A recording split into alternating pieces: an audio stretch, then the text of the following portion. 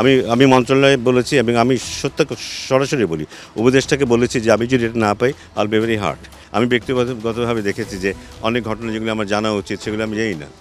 আমার ব্যাপারটা খুব সোজা, if I am not happy আমি কিন্তু সেখানে আমি কাজ করি না। ২১ আগস্ট যুব ও ক্রীড়া মন্ত্রণালয়, সেদিন এভাবেই হাস্যোজ্জ্বল ছিলেন ফারুক আহমেদ। পাপন যুগের অবসান ঘটিয়ে হয়েছিলেন বিসিবি প্রেসিডেন্ট। সেদিন পরিচালক হিসেবে নাজমুল আবেদিন ফাহিমও দায়িত্ব নেন। দুজনকে ঘিরে প্রত্যাশা ছিল আকাশচুম্বী, কিন্তু ৫ মাস না যেতেই ক্ষমতার কেন্দ্রে থাকা ফারুক আহমেদের দিকে এবার স্বেচ্ছাচারিতার অভিযোগ তুললেন খোদ নাজমুল আবেদিন ফাহিম। অন্তত আমি বলতে পারি আমার যতটুকু অবদান রাখার সুযোগ ছিল ততটুকু ডেফিনেটলি আমি রাখতে পারিনি, কারণ আমার অনেক আরও ইনপুট দেওয়ার সুযোগ ছিল। সো কোথায় কোন জায়গাটায় কী ধরনের পরিবর্তন আসলে কার্যক্রমকে আরও গতিশীল করা যায় সেসব চিন্তাভাবনা তো সবসময় ছিল। শুরুতে যতটা আলোচনা হয়েছে এই মুহূর্তে ঠিক ততটা আলোচনা মনে হয় না আমাদের মধ্যে হচ্ছে, যেটা হলে খুব ভালো হতো। বিপিএল নিয়ে এবার অন্তর্বর্তী সরকারের উচ্চমহল থেকেই ছিল গুরুত্বপূর্ণ নির্দেশনা, কিন্তু বিপিএল গভর্নিং কাউন্সিলের সদস্য সচিব হয়েও কার্যত ক্ষমতাহীন ছিলেন নাজমুল আবেদিন ফাহিম। তাকে বাইরে রেখেই একের পর এক সিদ্ধান্ত নিয়ে গেছেন ফারুক আহমেদ।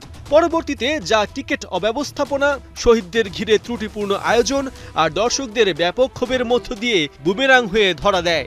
এসব নিয়ে নাজমুল আবেদিন ফাহিম প্রতিবাদ করলেও উল্টো অভিযোগ আছে জাতীয় ক্রীড়া পরিষদ ও ক্রীড়া মন্ত্রণালয়ের কর্মকর্তাদের কাছে ফাহিমকেই ভিলেন বানানোর চেষ্টা করেছেন বিসিবি প্রেসিডেন্ট, অকথ্য ভাষায় অপমানও করেছেন। সভাপতি বোধহয় ভাবছেন তিনি যে সিদ্ধান্তগুলি নিচ্ছেন সেগুলি বোর্ডের জন্য ভালো বা বাট আমি ব্যক্তিগতভাবে দেখেছি যে অনেক ঘটনা যেগুলো আমার জানা উচিত সেগুলো আমি জানি না। আমি এক্সাম্পল দিতেই পারি, যেমন বিপিএলের কথাই বলতে পারি। বিপিএল আমি মেম্বার সেক্রেটারি, কিন্তু আমি অনেক বিষয়ে যেগুলি সম্পর্কে আমার কোনো ধারণাই ছিল না। অনেক পরে যখন ঘটনা ঘটে যাচ্ছে বা ঘটছে তখন আমি জানি। তো এইসব ব্যাপারগুলো ডেফিনেটলি আমরা মনে হয় যদি একসাথে কাজ করতে পারি এগুলি আরও বেটার হতে পারে।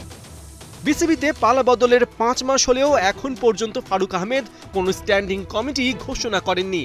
এমনকি নাজমুল আবেদিন ফাহিম ক্রিকেট অপারেশনসের দায়িত্ব চেয়ে রাখলেও বিসিবি প্রেসিডেন্ট নিজেই জাতীয় দলের দেখভাল করছেন।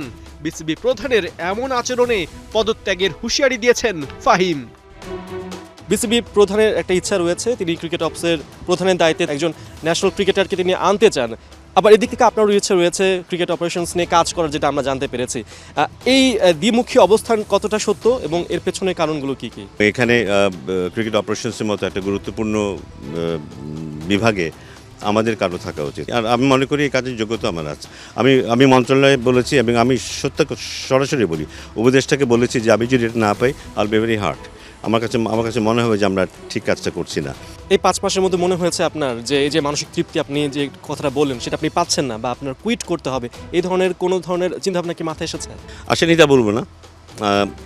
আমি দু একজনকে বলেছিলাম যে মাঝে মধ্যে আমারটা মনে হয়েছে আরও ভালো হবার সুযোগ ছিল, মানে আরও মন খুলে কাজ করার সুযোগ ছিল।